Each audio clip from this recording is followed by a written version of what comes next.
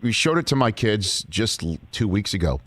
The film holds up with the exception of one aspect, that none of the coaches are where they were now. They're all, not even Nick Saban's in the same spot. It's, where, the coach of Auburn's now in the U.S. Senate. It's crazy, but that's the turnover of college football.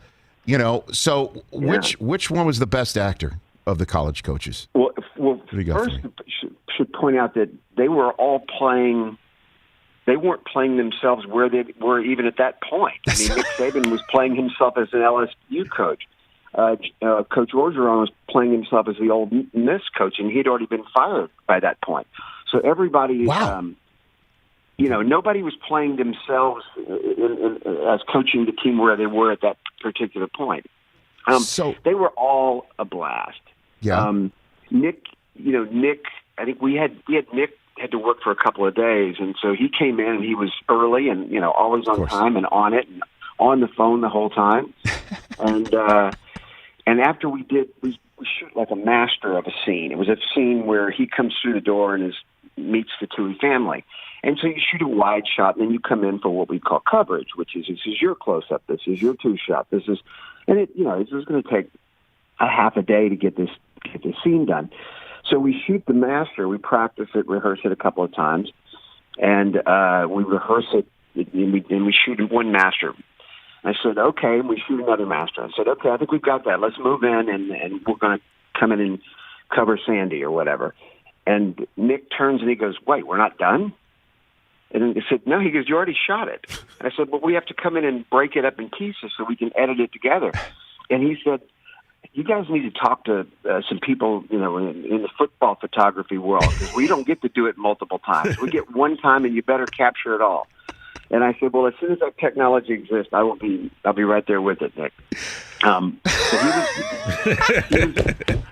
But the other thing about Nick is that he's the reason he's so good at what he does is he would say to me after a take, he would say, don't let me be bad. Help me be better. How can I be better? No kidding.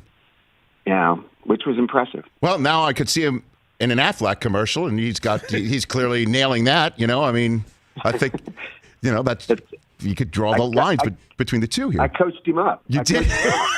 But he was telling you got one take, you take it.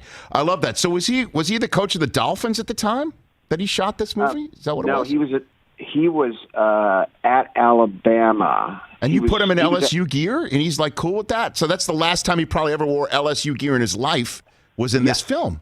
Yes, and what happened was I needed to get the real coaches involved. Right. And Leanne Tui, I was having trouble because coaches didn't want to do it.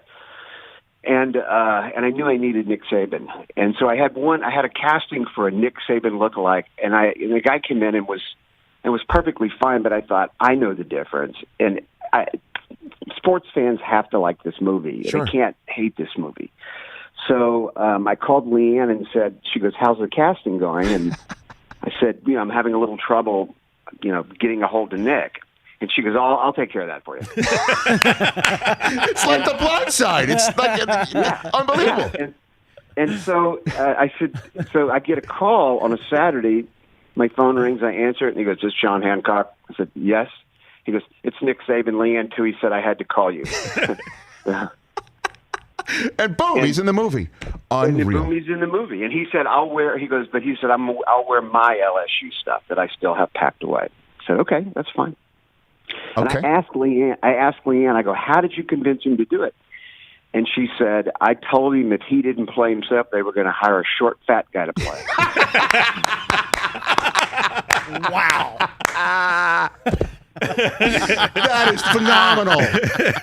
Oh, the story's better than I could even have hoped. That's incredible.